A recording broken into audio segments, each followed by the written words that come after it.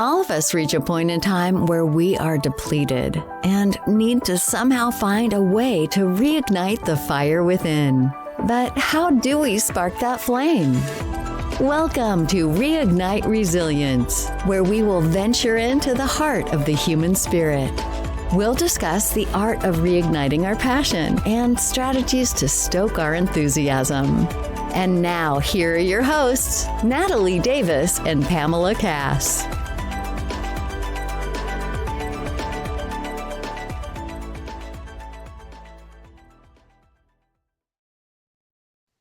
So it's a full-blown surrender.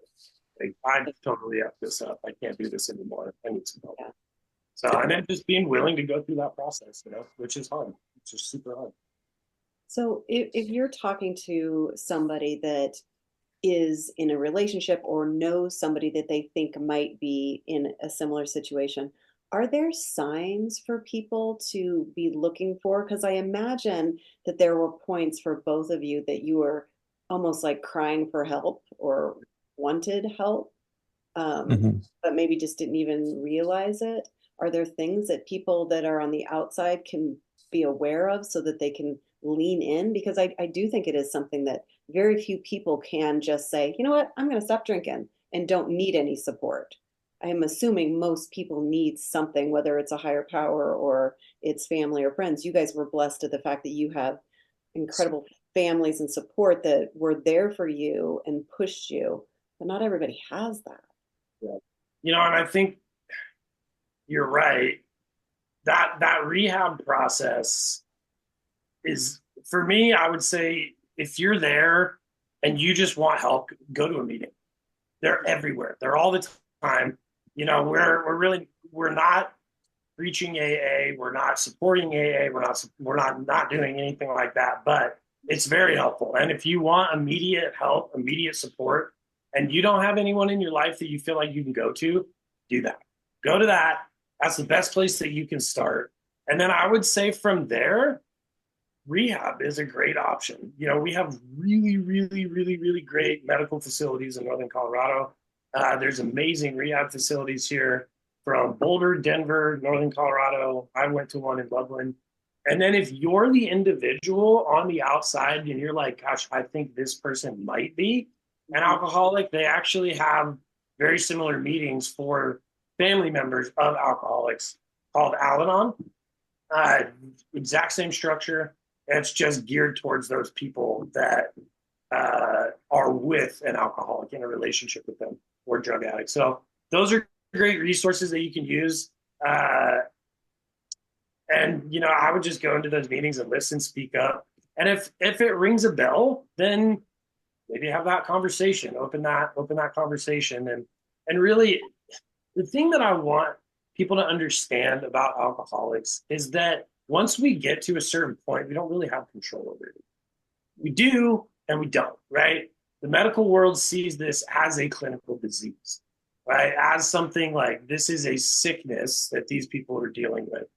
And I think that genetically we're predisposed to it. So I would say to the non-alcoholic working with the alcoholic, try to have some compassion, because that person in their deepest, darkest addiction that's not who they are. That's the alcohol, right? And for me personally, I remember telling this when I relapsed, everybody in my life looked at me and they're like, why did you relapse? And I'm like, well, and I thought about that. I didn't know how to answer it at first. I thought about it and I'm like, why would you ask me that question? I relapsed because I'm an alcoholic. This is how I've dealt with all of my issues for 20 years. Why would I not do that? I think that's a better question. And so I think it's human nature to just immediately focus on the negative, on the failure, right? But failure is not necessarily a bad thing, right? So I told my wife, I'm like, we need to reframe that. Instead of asking me why I drank, that's pretty obvious. Why don't we reframe that question and say, how do we get you to not do that again? Mm-hmm. We know that you're an alcoholic. We know that this is something you're going to struggle with. So let's set that aside. Let's stop berating the alcoholic for the issue. It's kind of like that idea of love the sinner, hate the sin. Mm-hmm. And that's a weird dichotomy, right? It's a hard place to be because that person is probably tearing your life apart. But in that sense, what they need is compassion, not judgment, because they're already judging themselves to the nth degree.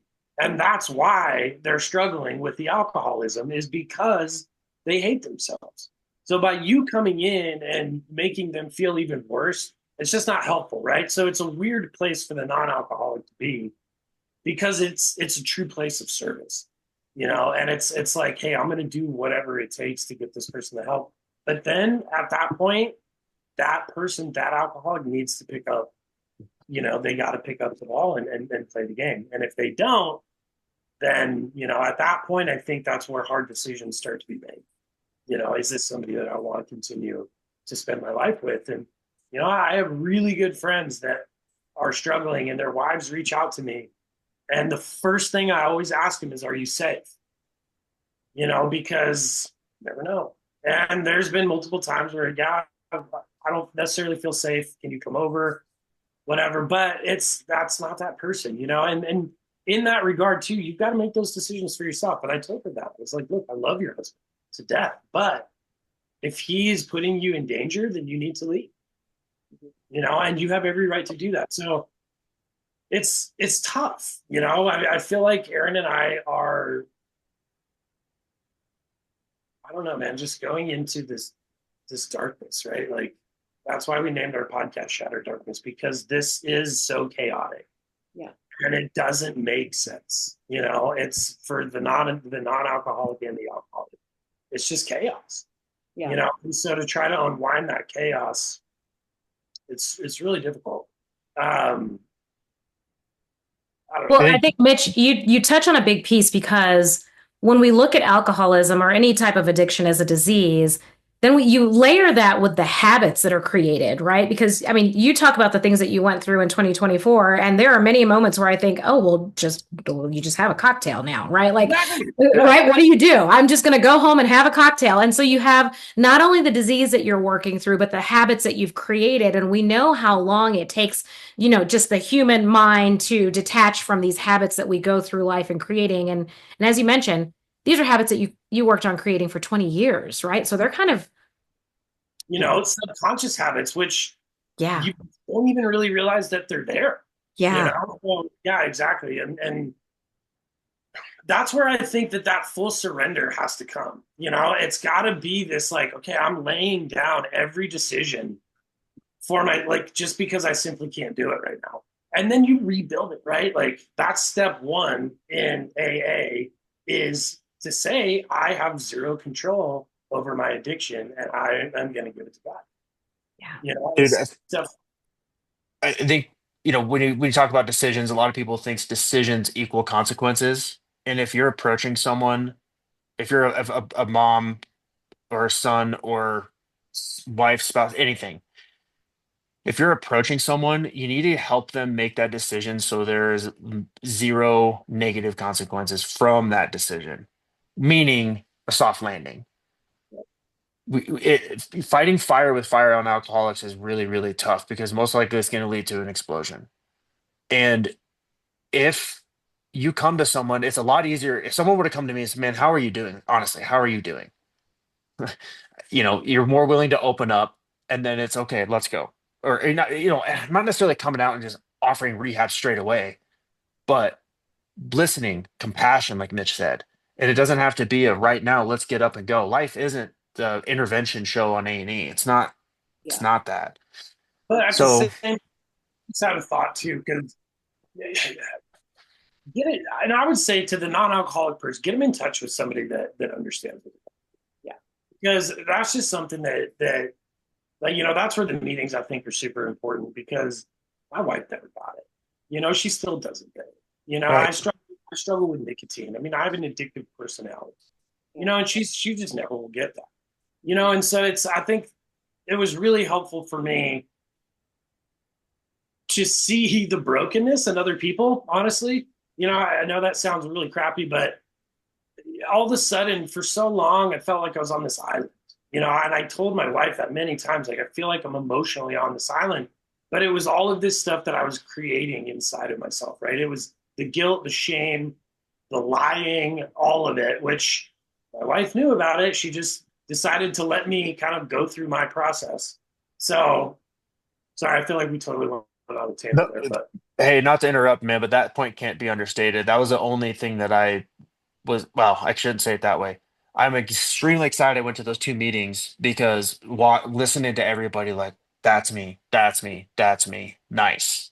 and you can I'm identify that because that's the thing. I feel like those alcoholics and drug addicts feel like they're the only ones struggling with it, or maybe they're the only ones that have made the choices that they've made, and but really at the end of the day, there's a lot of people and people in walks of life that would really surprise you.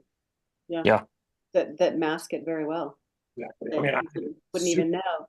And I think that it goes back to what you were talking about, you were drinking basically to numb what you were feeling, that feeling of abandonment. Aaron, you were drinking because of the pain you were in. Everybody has, I think most people have things that they do to numb things, whether it's overeating, undereating, whether it's the drinking, if it's the drugs, if it's the working out, if it's working, everybody's got something that they do to numb something else that they've got going on. you And know, it's funny. Like I remember you as my managing broker, my father. The word balance has always come up in my life, and it's more true today than it ever has been. And it's if you really break that down and think about it, it's when things get bad when things are out of balance, and it doesn't matter what it is. Like you said, it could be I'm spending too much time with my kids, work is struggling here and there. And I think Pam, you actually were the one that told me this years ago, but true discipline actually is what creates freedom in your life. absolutely. And doing things, because then if you do all the things that you're supposed to do, when it comes to the enjoyment phase of your life, it's so much more enjoyable, right? Because you've done everything that you were supposed to do to get to that point, Yeah. right? So it's just, and that's why we use the analogy of climbing the mountain. Like there's no way to skip a step in this process. And I really think in any process in life, you can't skip a step. And I tried for years to shortcut life, and it was like, and now I'm 38 years old and I feel like I'm back at square one. Like, okay, kind of restarting the business. I had to reframe who I am in my own mind. And the farther you get away from addiction, the easier that is to do. But yeah, my wife and I just chose to look at 2024 as like, hey, this is our year to rebuild, to learn, to educate ourselves, to rebuild ourselves, our family, our business, whatever it is. Yeah.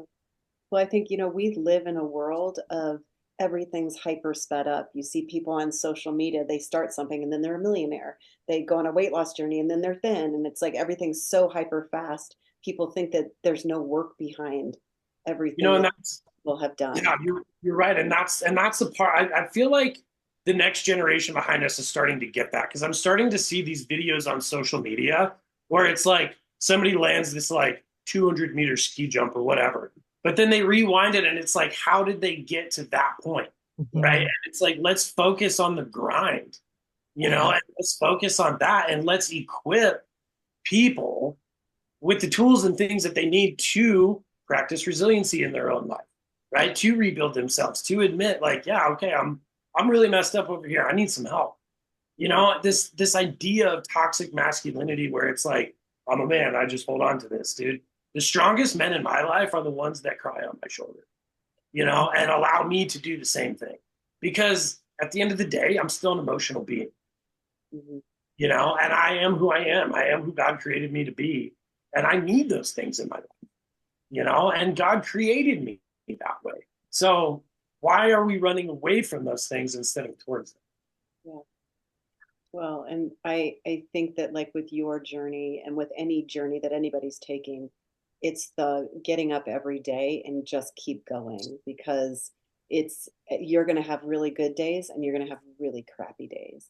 And it's keep one foot in front of the other and keep that momentum going so that you don't give up and surround yourself with supportive people that are going to say, hey, come on, no, you got this. Let's go. I'm here with Yeah, and I don't know. I had a thought, but I lost it. you. Oh, Yeah, sorry.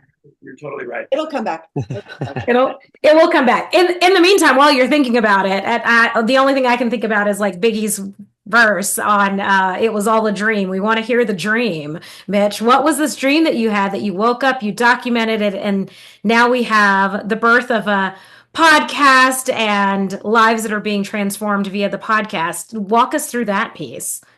So I grew up in church, spiritual. You know, I've always believed in God, always, no matter where I've been at in my life.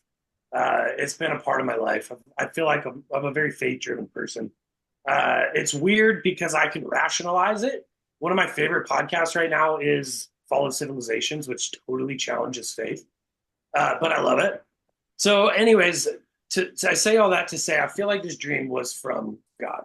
And I don't really remember my dreams very often. I'm a night owl, so I'll stay up until my eyes are like burning.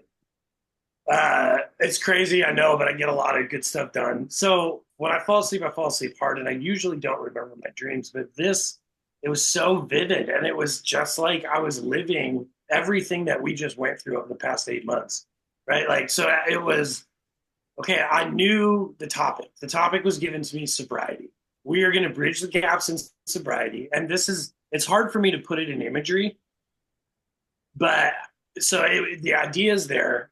It comes into my mind. And then I see myself in this store buying equipment, right, to do this podcast, setting up my office, soundproofing my office, which I didn't do, you know, so creating this space in my office down to who am I going to bring onto the podcast, right? I mean, I woke up and I was like, I had 30 people in my mind that I was like, I know that these people will do it, right? So I see all of these things in this dream, and I think it was more the feeling of it, you know. And I woke up, it was 2:00 in the morning, and I snapped awake, which never happens.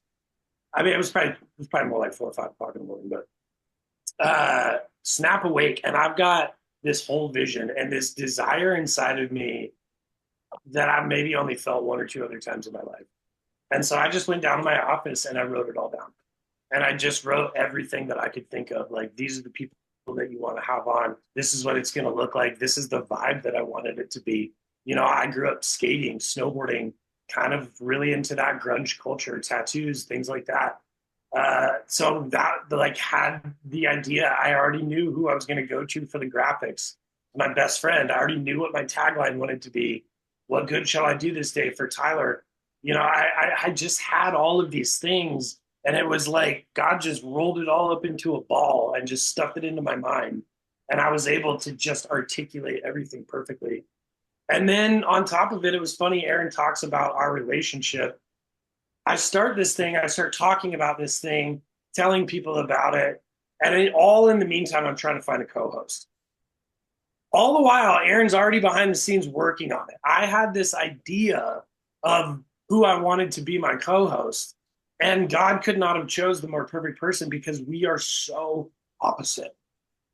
You know, and we fit that Simon Sinek quote so perfectly. And it was probably 2 weeks with like Aaron's working on it. He's helping me. He's setting things up. And finally, I'm like, hey, dude, do you just want to partner with me on this? And he's like, didn't we already do that? Like, so in my mind, like God just kind of brought him into my life, you know? And then we start we start working on it. I buy the equipment, I do the things. And since May, all of these things have happened exactly how I saw them. You know, almost exactly. Like the equipment is still in my office, even though we don't use it. We were lucky enough to get some people in Loveland to donate equipment and space to us. And, you know, we've really not invested a ton of money into this. We're trying to do it without breaking our bank, you know, without interrupting the real estate industry and that in our life. And so we have these really big goals. But I wrote all that stuff down, and I feel like that's kind of how that went. And then just being here, like releasing the podcast last week was kind of just like, I sat back and I was like, oh my gosh, like we actually did it. You know, because for so long, it was like I would just get stressed in the process and the booze would kill the dream. Yeah. You know, and it didn't, you know, and I think, Pam, you saw that in my life in real estate, you know, as my coach. And, you know, alcohol just killed my dreams. You know, it turned me into somebody that I didn't recognize.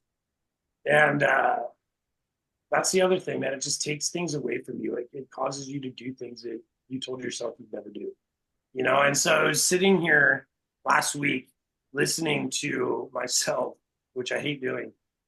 I just had this like overwhelming sense of gratitude, you know? And it's just like, I was just sitting there with Tyler, like listening to this, like, hey man, like we won't forget you. We won't let this be, you know, what you're remembered for. Like, you're going to remember for bridging that gap. You know, I'm going to take you to that point. And so it's really like, I'm about to start crying. It's been hard, but it's been the most life-giving thing I've ever done, ever. You know, and to have Aaron come in and just say yes to everything, you know, and to fill the gaps where I couldn't listen to the episodes. I couldn't do this because I just tore it apart, you know, and to have Aaron come in and just no fear, go for it and push it is exactly what we needed. You know, it's exactly the relationship that I needed. So I don't know. It's watching the dream come to fruition is something I haven't experienced a lot in my life. And I'm telling you, man, it's sobriety. That's the only decision that led me to this point was being sober. Well, thank you for sharing that. That's powerful. We had a past guest that shared once you get those messages, those downloads from God, source, whoever you believe in, that higher power, that higher being, she recommended the best thing that you can do is take immediate action, like the most action that you can take in the first 24 hours after that. So you got right up, you wrote it down, and you said, okay, how can I start getting these pieces into place?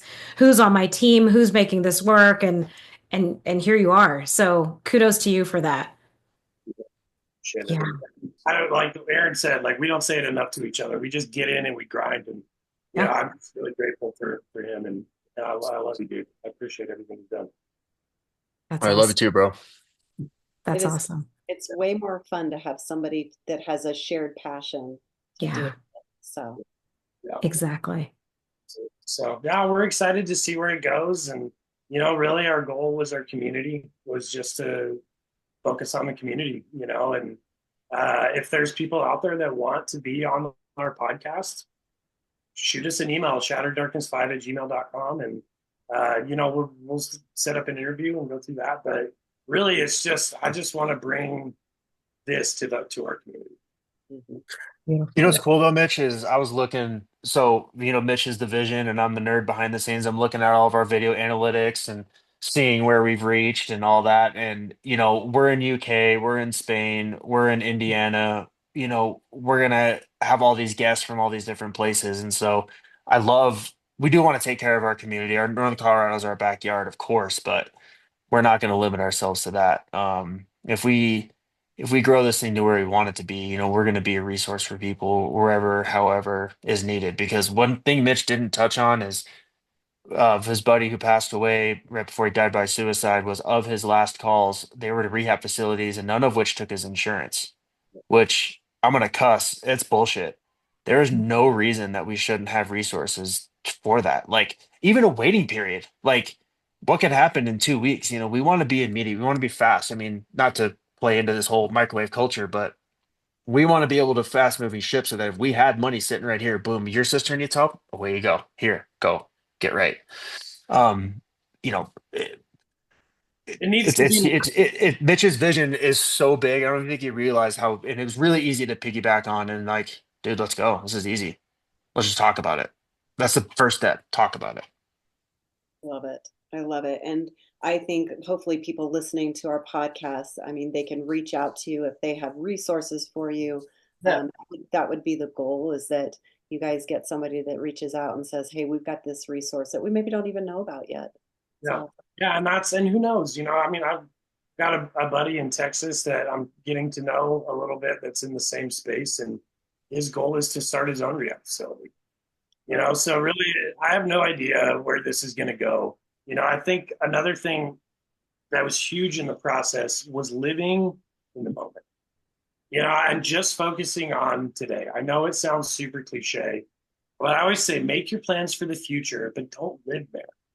You know, because all it does is create anxiety and stress. And, you know, all of a sudden you find yourself guilt motivated and you're doing things because you feel guilty about it, not because you're passionate about it. And, when you do that, your level of input is so much less than if you're bringing a true passion to it.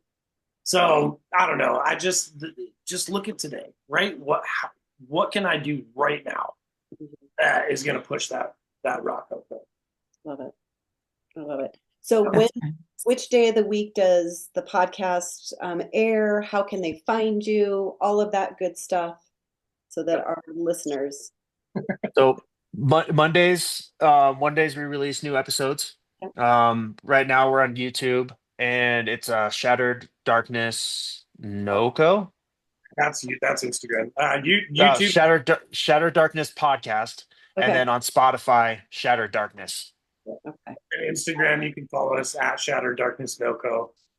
And if you have questions that you want us to answer on air on our podcast, you can email us at shattereddarknesspod@gmail.com. And that's something that we want to do a little more of too, is, hop up on Instagram or Facebook Live and interact and answer some of these questions, because that stuff is immediate. So please share them, let us know, reach out to us. We're going to get back to you. I got no problems if anybody has a situation they're going through right now. And I know I can speak for Mitch too. We'll jump on the phone. We'll talk to someone straight away. Yeah. Like, this doesn't wait. We can't wait 8 weeks to answer a question before our podcast launches. Reach out to us now. If you need help, we're here. We'll do everything we can to help you bridge the gap. Obviously, we don't have a ton of resources in place yet, but we will. And honestly, it's just talking about it. Like Aaron said, you just bring it to the surface, and we'll take it from there. We're not licensed therapists, by the way. We're just exactly. We're just guys that want to help. Just to be clear. But just get them in the right direction. Point them in the right direction. Exactly. Get them the help that they need. At least be a friend, a resource, a stepping stone. Yeah, I love it. Well, I think you guys are on starting something that's going to be incredibly huge and is going to impact a lot of lives. And so for that, your vulnerability and sharing your stories is so powerful. And thank you so much for what you're doing. It's definitely a need out there. And as you shared, the gap of people being able to get help, it's there. And so if this closes that gap a little bit, then it's incredible. Well, thank you guys, Pam and Natalie, for having us on here. And we know you guys have been doing this for what's got to be going on a couple of years now. I wanted to say congratulations on your book. That's amazing. Thank you. That's something on my bucket list, is to write a book. So I would love to talk to you guys more personally about the creative process and what that looked like. But yeah, I just wanted to say anytime, and we'll send you a signed copy. Oh, Exactly. And put it on my desk right back here. Perfect. Mitch, our philosophy is typically we commit to doing the thing and then we figure out how to do the thing after. So if that helps you in any way. I love that one. You just say yes, and then you're like, crap, how are we actually going to do this? Got to do it now. That's what we did with Exactly. And that's the thing, is right, you're putting, because you guys said yes to an actual publisher, right? Yeah. Yeah, that's amazing. Congratulations. Yes. That's been our theme. It's our motto. It's our MO. It's how we operate. But maybe we'll write a book about that. That's probably what we should write a book. Ladies, thank you so much. It really, truly means the world to have this opportunity. Yeah, it was. Yes, thank you. Great to meet you, Aaron and Mitch. It's been an honor to have you in my life. Absolutely. So, it has been wonderful. And I will make sure that I include all of your contact information and the podcast link in our show notes for this episode as well, so that our guests, our listeners, can reach out to our guests. So we'll make sure that we get them in touch with you if they are curious and just connecting, learning more, or they truly have a need. I encourage our listeners to reach out, because Mitch and Aaron have extended that invitation, and I think it's with all sincerity. So thank you for doing that. Yeah, absolutely. You guys too, and thank you so much again. Truly, I just can't say thank you enough. You bet. Yeah, God bless y'all. Thank you. Oh my gosh, what an amazing episode. Mitch and Aaron, thank you. We appreciate you so much. And as usual, if you all are looking for more information about what's happening in the world of Reignite Resilience, head on over to reigniteresilience.com or find us on Instagram and Facebook at Reignite Resilience Podcast. Until next time, we will see you all soon. bye, everyone.